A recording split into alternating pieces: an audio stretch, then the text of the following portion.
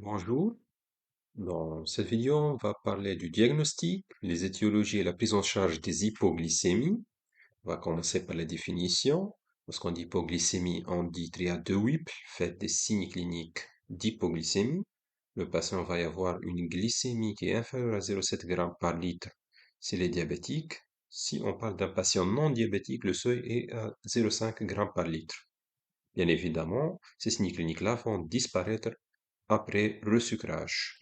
L'hypoglycémie est considérée comme une urgence diagnostique et thérapeutique. Donc, il y a des signes cliniques, on va le diviser sur trois.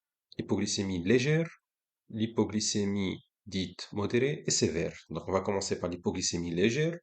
Elle est définie lorsque la glycémie est entre 0,54 et 0,7 g par litre. Le malaise comporte des signes adrénergiques d'installation qui est brutale. Ces signes adrénergiques faits de sueur froide, on peut trouver des tremblements des extrémités, palpitations, les patients donc est tachycarde, ou bien elle présente faim douloureuse ou des fringales.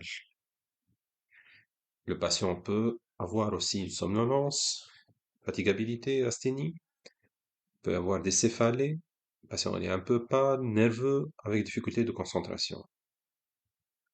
Si on ne sucre pas le patient dans ce stade-là, le patient risque d'avoir une hypoglycémie dite modérée, voire sévère. La différence, c'est que le patient, dans le cas d'hypoglycémie modérée, il peut se resucrer tout seul.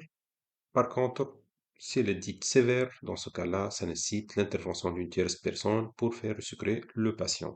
Donc, on a des signes énergiques dans ces stades-là. Par contre, il va y avoir l'apparition des signes de neuroglycopénie, donc de souffrance cérébrale, lorsque la glycémie est inférieure à 0,5 g par litre. Donc, ces signes de neuroglycopénie sont faits de troubles de la parole, troubles du comportement. Le patient peut avoir une vision trouble, peut être confus, présente une crise convulsive, voire un coma agité. Donc, il y a plusieurs facteurs pour l'apparition de ces signes de neuroglycopénie. Donc, le patient peut être endormi, avoir un handicap moteur. Dans ce cas-là, il ne peut pas se resucrer tout seul. Parfois, le patient reconnaît les signes cliniques, par exemple faim douloureuse, mais ne rattache pas à une hypoglycémie, donc l'éducation est dite insuffisante. Dans le cas de prise de bêta-bloquants ou dans les neuropathies végétatives, le patient peut ne pas avoir des signes cliniques. Dans ce cas-là, il va y avoir des signes de neuroglycopénie d'emblée. Dans le cas d'hypoglycémie à répétition, donc le seuil va s'abaisser, par exemple le seuil va être 0,3 au lieu de 0,7. Dans ce cas-là, le patient va avoir des signes de neuroglycopénie sans se rendre compte, des signes d'alerte pour se faire resucrer plus tôt. Donc pour les complications, il y a des complications qui sont graves, comme mort subite, l'accident cardiovasculaire, que ce soit un infarctus de myocarde ou donc, un AVC. Le patient peut chuter, peut avoir des fractures, l'accident de la voie publique. Si l'hypoglycémie se répète, le patient va avoir une encéphalopathie hypoglycémique avec un déclin cognitif et un retard scolaire chez les enfants. Pour les étiologies des hypoglycémies, sont multiples. Il y a donc, parmi les étiologies, il y a celles qui vont être en rapport avec l'alimentation ou l'activité physique. Donc, pour l'activité physique, elle est plus intense et plus prolongée qu'habituellement. Donc, le patient n'a pas adapté son traitement et son alimentation à cette activité physique-là. Ou bien, le patient va faire l'injection d'insuline, ou bien va prendre des sulfamides hypoglycémiants et donc ne va pas manger, il va sauter du repas. Donc, dans certains cas, il s'incite de la prise de collation, mais il ne va pas le prendre. Il ne va pas manger comme d'habitude. Il peut manger, mais avoir un repas non glucidique. Dans ce cas-là, il risque de faire une hypoglycémie. Ou bien le patient peut jeûner le mois de Ramadan sans prendre l'avis de son médecin traitant. Dans ce cas-là, ça risque de faire une hypoglycémie. Parmi les étiologies, il y a celle en rapport avec l'insuline. Donc, le patient ne connaît, ne connaît pas, n'a pas été bien éduqué sur la technique d'injection, donc il peut faire des erreurs type injection dans le muscle, donc il ne va pas faire le pli, il va s'injecter directement dans le muscle, donc ça risque de faire hypoglycémie. Parfois, il s'injecte dans la même zone, et dans ce cas-là, il va y avoir des lipodystrophies, donc cette zone de lipodystrophie peut provoquer un déséquilibre de diabète avec hyperglycémie et en même temps hypoglycémie.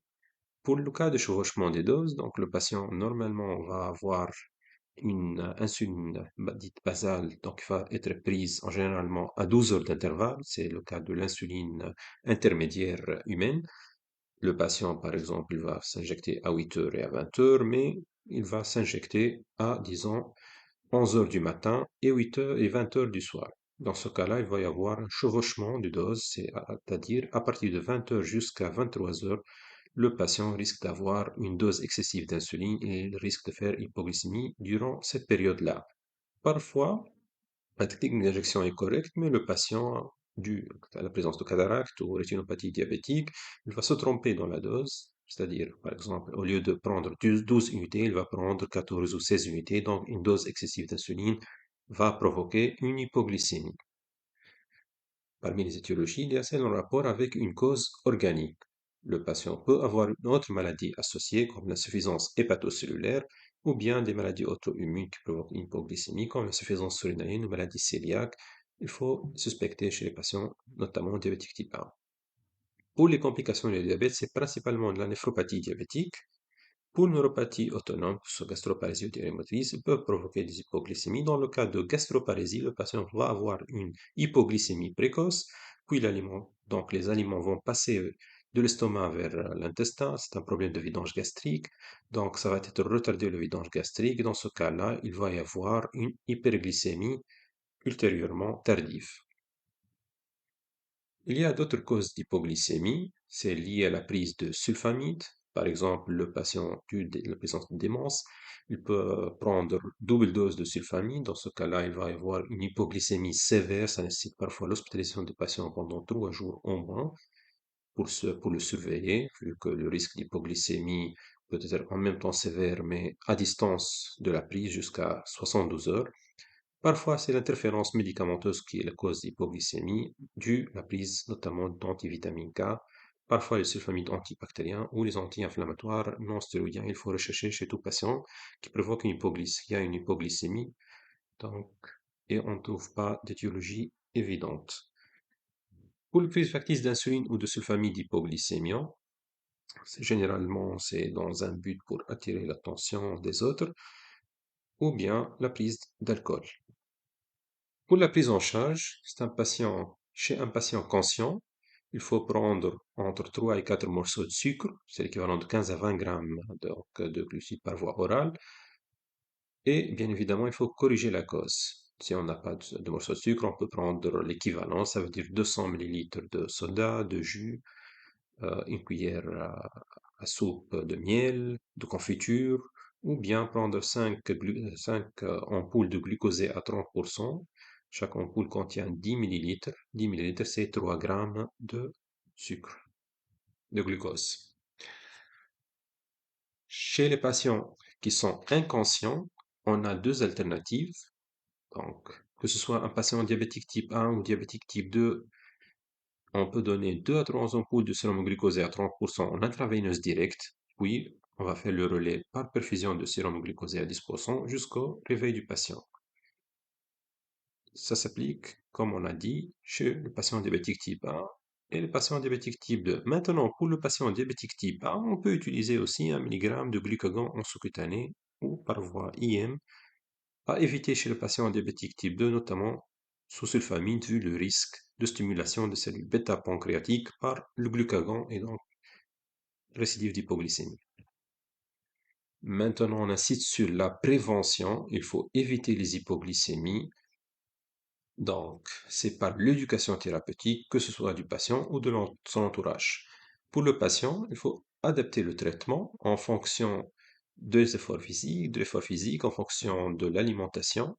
On recommande au patient de prendre une collation glucidique avant l'exercice physique. Il faut respecter les apports glucidiques et surtout ne pas jeûner le mois de Ramadan sans prendre l'avis de son médecin traitant. Il faut avoir un lecteur glycémique pour faire l'automesure et ultérieurement l'autocontrôle. Il faut contrôler la glycémie avant de conduire un véhicule pour éviter le risque d'accident. De la voie publique, au coucher aussi, c'est recommandé de vérifier la glycémie. Il faut que le patient connaisse bien les signes adrénergiques et la conduite à tenir.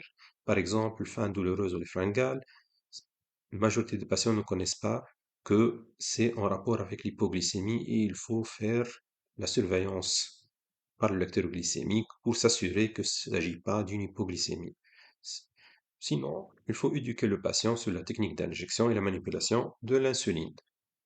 Maintenant, pour l'entourage, il faut qu'il connaisse les signes de neuroglycopénie. En fait, le patient, lorsqu'il a des signes de neuroglycopénie, ne peut pas faire le recyclage tout seul. Donc, lorsqu'il présente des propos incohérents, il vaut mieux vérifier sa glycémie et faire le recyclage pour ne pas tomber dans des cas plus sévères. Sinon, la technique d'injection du glucagon est recommandée